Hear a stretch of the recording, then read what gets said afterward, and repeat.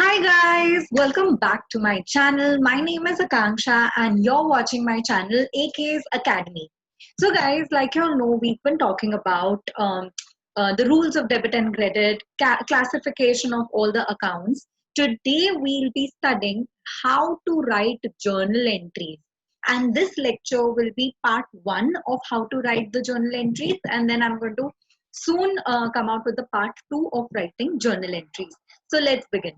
So the first thing that I want you all to understand is the meaning of the journal, right? So as per L.C. Cooper, a journal is a book employed to classify or sort out transactions in a form convenient for their subsequent entry in the ledger. So journal is the first most step for you to move on to your ledger. If at all you've not entered your entries into the journal, you will not be able to make the entries into the ledger. So for that to happen, you will have to first sort out all your business transactions and pass the specific journal entries for your business transactions in the journal. Now, the journal is also a daily record. It is also known as the book of prime entry. It is also the book of original entry because it is the first place where you will actually record any transactions. Then we have the specimen of journal. Now, always remember that the journal needs to have a heading as to journal of the enterprises or the organization's name. Then you have the journal, which is going to be divided into 4 columns. Okay, 5 columns, but the fifth column does not really make a lot of difference. So the first column is your date column, wherein you're going to record the transaction date. Next, you're going to have your particulars column, which is going to have your name of the account debited to the name of the account credited. Basically, it's going to show your journal entry and then it is going to be followed by the narration. Then we move on to the third column, which is LF or ledger folio. Again, this is not a very important column for these days because everything has now moved on to Tally.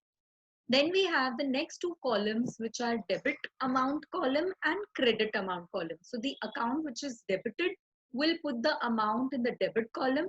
The account which is credited will put its account in the credit amount column. Always remember in your journal, the debit and the credit column should always tally or it should always be balanced. Let's move on. Let's look at the steps for journalizing. Now the steps remain the same. They're kind of the steps that we had already discussed in the previous lecture. So first you're going to look at your source document or try and understand your transaction. Understand what are the 2 effects that come along with it. These 2 effects will affect which 2 accounts. So identify the 2 accounts. And then from the 2 accounts, you're going to classify those accounts into either real, personal or nominal. And then you're going to apply your rules of debit and credit. That is your 3 golden rules of debit and credit. This will help you to journalize or create your journal. Now, let's start with a few important journal entries that I feel you should always know. So the first one being cash purchases. Now, what do you understand by cash purchases? Cash purchases means that you're purchasing goods for cash, right? That means you're going to instantly make payment for it. Let's look at an example. Purchase goods for cash from Arvind worth rupees 10,000. Now, purchases being a nominal account because it is an expense will apply the rule debit all expenses and losses, and cash because that's the form of payment. So the next account that is affected is cash account. It falls under the real account because it is a tangible asset. And since we are paying it, it is going out of our organization. We are going to apply the rule credit what goes out. And hence we land up with the journal entry purchases account debit to cash account credit being goods purchased from Arvind for cash. Next, let's move on to credit purchases. Now we're talking about credit purchases.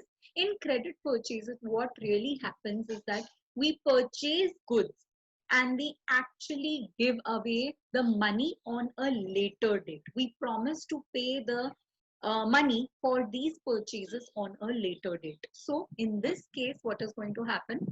Example, purchase goods from Arvind for rupees 10,000 on credit.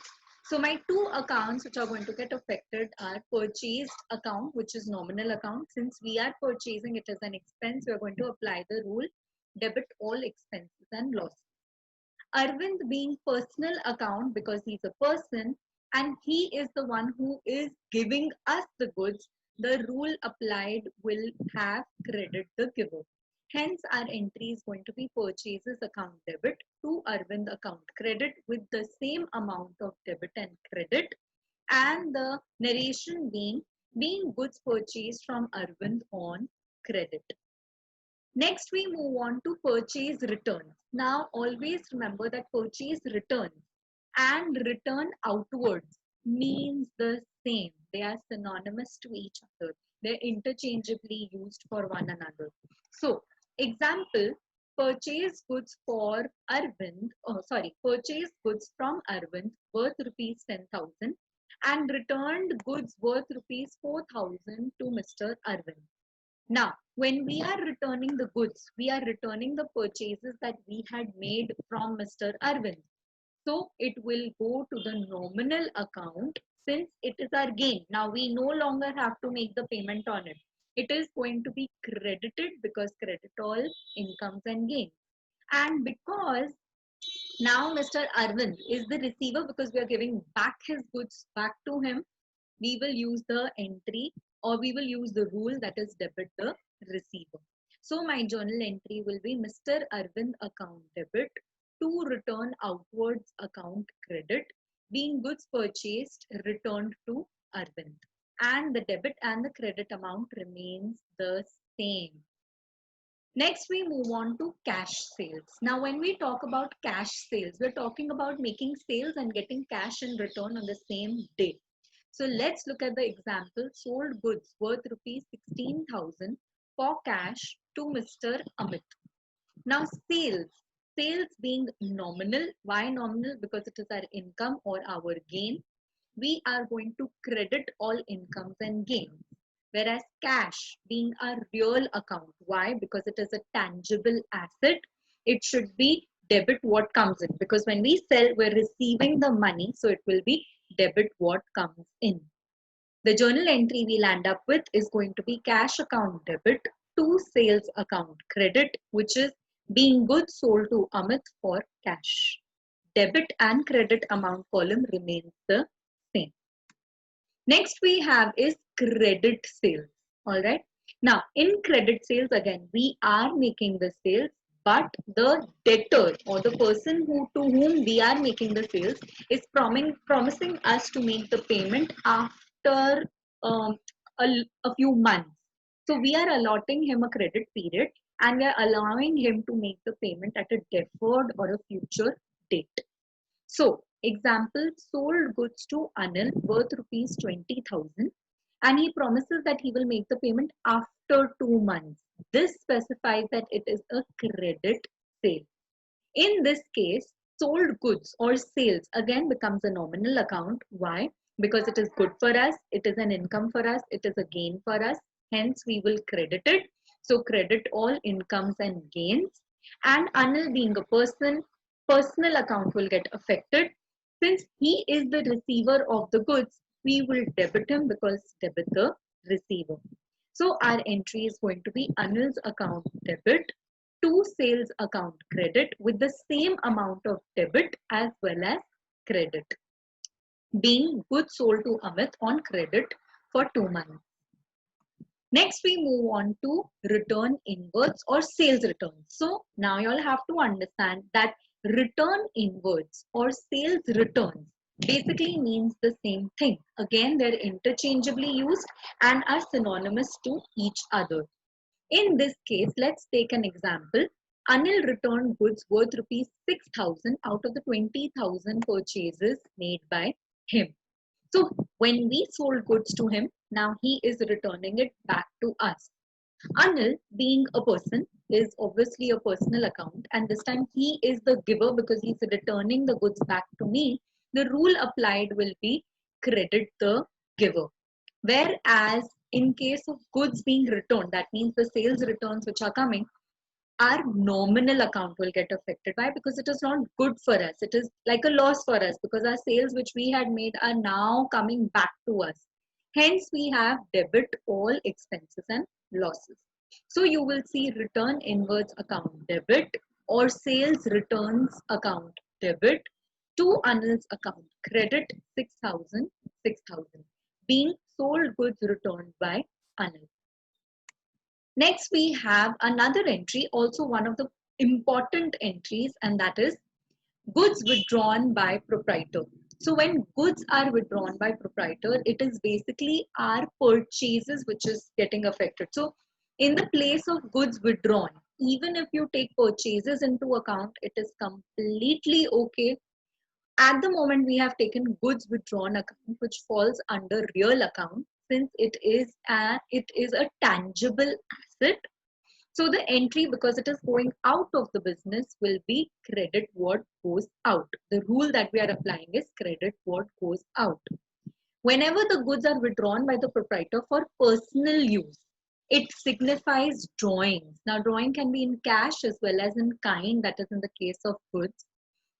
Anytime you use anything for your personal use, it is going to be your drawings.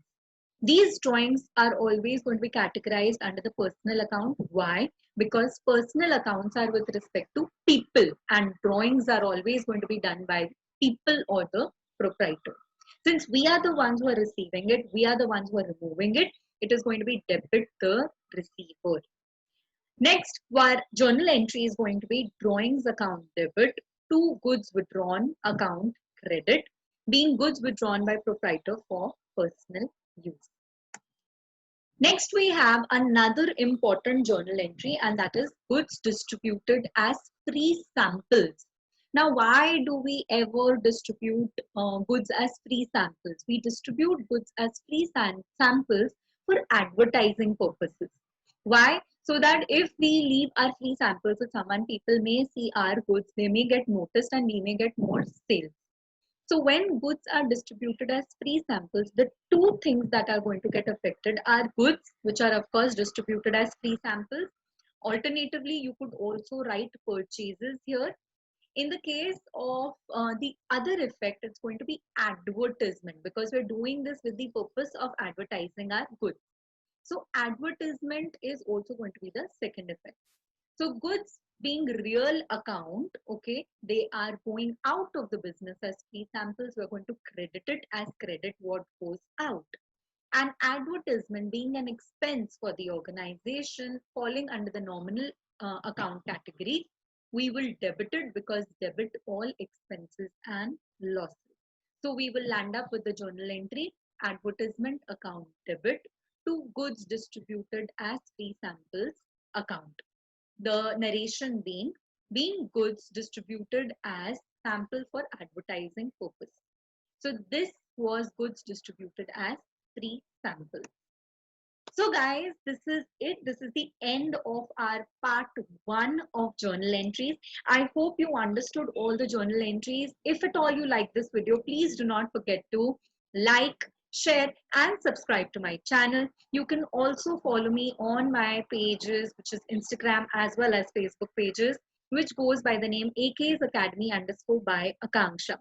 Anytime you use any reference related to my material or my work, please do not forget to tag me, put the hashtag accounts by Akanksha. You could also get in touch with me on my email address, which is aksacademybusiness@gmail.com.